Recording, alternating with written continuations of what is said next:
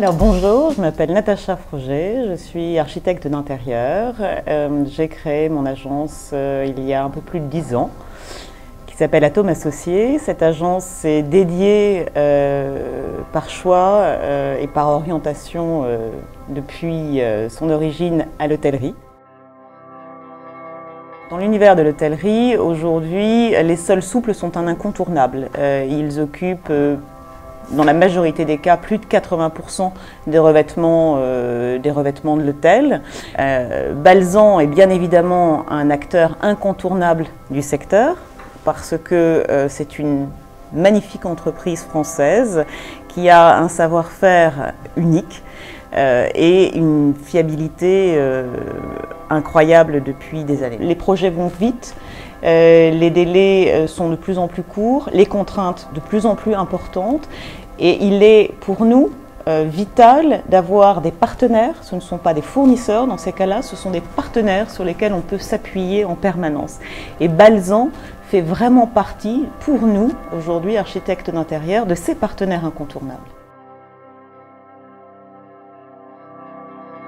La base de mon travail a été Escher, le mathématicien, qui est un artiste inclassable aujourd'hui.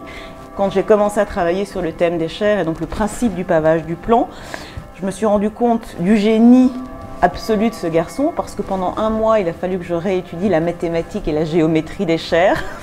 Et d'Escher, naturellement, s'est engagé le travail des origamis, avec aussi un travail de pavage du plan et autour des thèmes animaliers, donc je retrouvais mon goût des papillons par rapport à cet univers incroyable qui est ce pléthore de couleurs qu'on croise sur leurs ailes.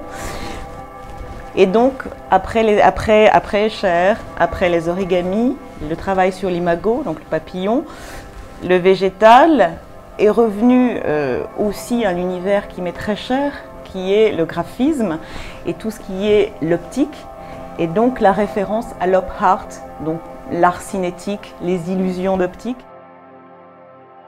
Quand on travaille sur un projet d'architecture intérieure ou sur un projet des dessins de collection de tapis, c'est de donner du sens. Et pour avoir du sens, ça ne se décrète pas, il faut qu'il y ait une histoire. Ce qui est très très important dans mon travail, que ce soit effectivement pour dessiner une collection ou un objet ou créer un lieu, c'est la recherche de sens.